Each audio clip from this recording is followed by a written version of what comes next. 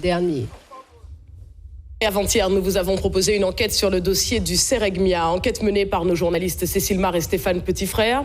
2 volets visant à vous expliquer au mieux ce qu'impliquait l'information judiciaire ouverte, information judiciaire pour détournement de fonds et escroquerie en bande organisée. Nous avons tenté d'en comprendre les mécanismes, comprendre aussi comment de telles sommes auraient pu disparaître. Pour aller plus loin sur ce dossier, nous recevons ce soir Philippe Edmond-Mariette. Il défend Fred Selimane, Kinvi Logossa et Éric Carpin. Bonsoir maître. Bonsoir madame, bonsoir Cécile Mar. Et face à vous, effectivement, Cécile Mar, qui a donc mené cette enquête avec Stéphane Petitfrère. Bonsoir Cécile. Bonsoir. C'est vous qui allez diriger cet entretien avec maître Edmond-Mariette, c'est à vous. Alors bonsoir Philippe Edmond-Mariette. Première question, est-ce qu'au jour d'aujourd'hui, alors que quand même beaucoup de temps a passé, vous défendez toujours la thèse selon laquelle il n'y a rien dans ces dossiers ? Madame Mar, merci de m'interroger. Je pensais que c'était Madame Bast qui le faisait, mais peu importe. Je défends pas seulement une thèse, je défends des hommes. Et Madame Cécile Mar, avec Monsieur Petitfrère, quand on a le niveau de journalisme qui est le vôtre, on ne fait pas les caniveaux de la rumeur pour monter un documentaire à charge. Je n'ai pas compris l'orientation que vous avez donnée à votre sujet. Ce n'était pas équilibré, vous n'étiez pas sur la vérité des faits et vous avez fait une présentation déformée. Ça veut dire que vous niez les faits qu'on a présentés, les témoignages qu'on a présentés, les documents. Parlons des témoignages. Prenons l'exemple du restaurateur. Vous avez présenté un restaurateur qui dit qu'il a vu Fred Selimane payer 2000 € en espèces. Ce n'est pas vrai. Et ce restaurateur, d'ailleurs, n'a pas prononcé le nom de Fred Selimane. Au moment où cette opération se fait, il s'agit d'un colloque international, lequel colloque international est réalisé avec le réseau, donc l'ensemble des laboratoires de France et d'Europe. Vous avez même d'ailleurs le laboratoire du Maroc. C'est lui qui est la cheville ouvrière de la réception de clôture du soir. Et à 50%, les frais sont partagés entre l'Université des Antilles-Guyane et cette université du Maroc. Reste qu'il est au tribunal. Laissez-moi finir, Madame Mar. Le paiement a été fait, les 2000 € par le responsable marocain. Il n'aurait pas payé en dinars, mais on l'interrogera, sans doute la justice, et de ce point de vue, la lumière sera faite. Et il n'est pas le seul dans ce cas. Deuxième élément. Quand par exemple, vous avez parlé de la mise en cause des personnes qui seraient susceptibles d'être concernées dans la chaîne des responsabilités, vous avez présenté 2 personnes. Vous avez d'abord présenté le doyen Carpin. Et quand vous avez présenté le doyen Carpin, vous avez indiqué que jusqu'en octobre 2015, il était le doyen de la faculté de droit et d'économie. Ce fait est vrai, mais vous auriez dû aussi préciser la date de début de son mandat. Il a commencé son mandat en octobre 2010. Or, le rapport de la Chambre, le rapport de la Cour des comptes, est un rapport, Madame Mar, qui va de 2005 à 2010. Vous ne pouviez pas l'ignorer. Donc, le doyen Carpin ne peut pas être tenu pour responsable des éléments qui sont passés avant. Troisième exemple. Non, mais je veux simplement relever les irrégularités. Il faut savoir qu'il y a quand même eu un rapport après, c'est celui de l'IGANR. Madame Cécile Mar. À la fois au ministère du Budget et au ministère de l'Éducation supérieure. Dans quel rapport, si vous les avez lus, dans quel rapport vous avez vu mentionner que 10 millions € ont été détournés? Ce n'est pas écrit dans le rapport de la Cour des comptes. Ce n'est pas écrit dans le rapport du Sénat qui n'est pas contradictoire. Ce n'est pas non plus écrit dans le rapport de l'IGANR. Ce n'est écrit nulle part. Et même quand Madame, la présidente de l'université, a demandé en 2014 qu'un contrôleur de gestion lui dresse un état des lieux, le contrôleur de gestion est arrivé à un montant de 7 millions €. Je vous ai emmené l'ensemble des pièces que je vais vous laisser. Je vous en avais déjà donné certaines quand on s'est rencontrés. Et je vais vous dire ce qui m'a fait... beaucoup de pièces, monsieur. Je vais vous dire ce qui m'a fait le plus bondir. Attends, non, je vais vous oui, répondez-moi sur les 10 millions. D'accord, bien volontiers. Les 10 millions, puisque vous n'avez pas entendu, n'est-ce pas, que nous avions parlé de détournement de 10 millions €. En revanche, les rapports que vous citez citent un nombre incalculable de dossiers qui prêtent à confusion, qui ont des problèmes, un nombre incalculable. Je crois que j'en suis arrivé à 15. Et chacun de ces 15 dossiers a des irrégularités dedans. Est-ce que vous pouvez, vous, en tant qu'avocat ou en tant que personne, dire que lorsqu'on arrive à un tel nombre de dossiers qui posent problème, ça signifie rien? Je veux bien qu'il y ait un problème sur un dossier, on va défendre ce dossier, mais lorsque tous les dossiers ont un problème... Vous connaissez ma rigueur intellectuelle.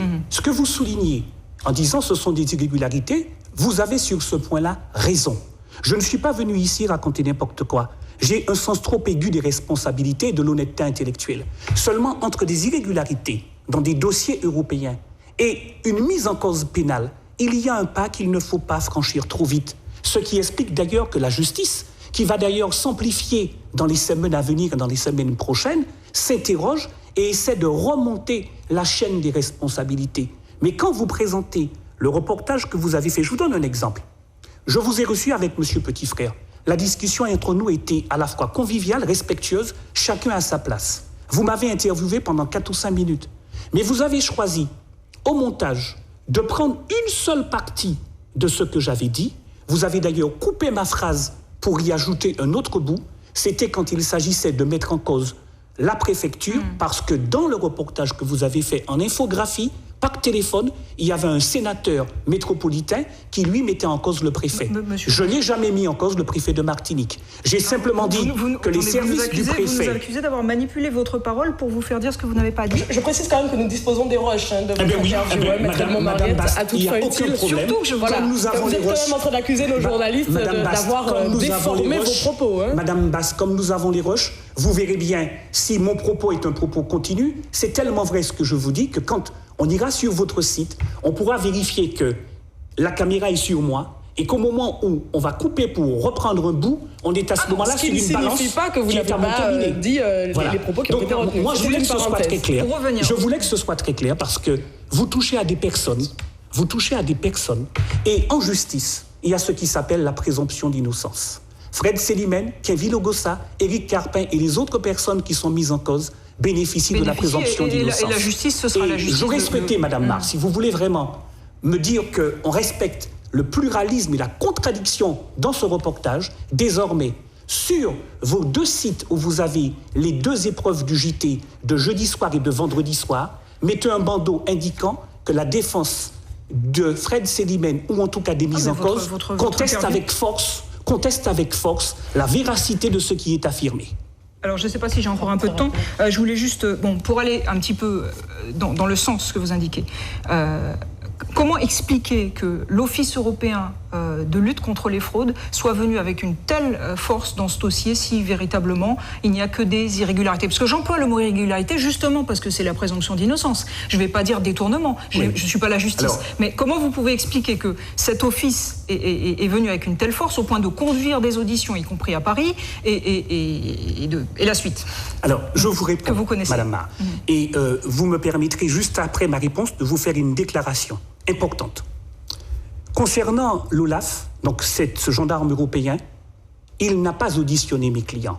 Quand mes clients ont été contactés, cela remonte à la période disciplinaire de Toulouse, j'ai moi-même pris contact avec eux. Donc, comme mes clients n'ont jamais été entendus par l'OLAF, je ne peux pas me prononcer. Je ne sais pas ce qu'il y a dans le dossier que l'OLAF a monté. Mais quand l'OLAF va en contrôle, certes, il peut y avoir des irrégularités sur le maniement de fonds européens, ça ne veut pas dire pour autant que ça constitue des escroqueries, des détournements d'argent et des dissimulations et des fraudes. C'est simplement ce que je veux rappeler. On va passer à votre annonce très rapidement. À mon annonce très rapidement, parce que je ne veux pas monopoliser et je vous remercie.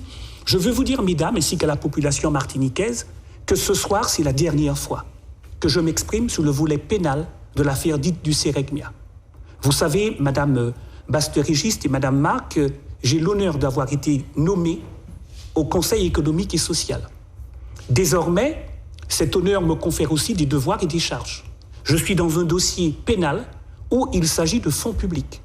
Ma déontologie professionnelle m'ordonne, au moment où ce dossier va prendre un tour nouveau, de ne pas demeurer aux côtés de Fred Selimène et de Kenville Ogossa. Je n'ai pas l'habitude d'abandonner mes clients.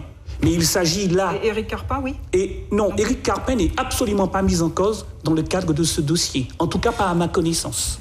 Éric Carpin est concerné par une procédure disciplinaire. Donc, dès lors, dans le cadre de la procédure pénale, j'ai d'autres confrères que mes clients vont choisir, qui vont les accompagner. Et Madame Mar et Madame Régiste Basse, ces confrères-là, eux, seront martiniquais. Car dans mon barreau, il y a des confrères de très grande qualité. C'est ce qui nous fait notre richesse, c'est ce qui fait notre force. Cette université, je l'aime, j'en suis un pur produit, car j'ai fait jusqu'à ma licence. J'ai fait jusqu'à ma licence en droit dans cette université. Auparavant. Très bien. Merci beaucoup, Maître Edmond Mariette. Merci, mesdames, et merci à votre rédacteur ou chef adjoint d'avoir accepté que ce soir je sois sur votre plateau. Et je précise que nos journalistes ont fait leur travail. Merci beaucoup, Maître. La suite de votre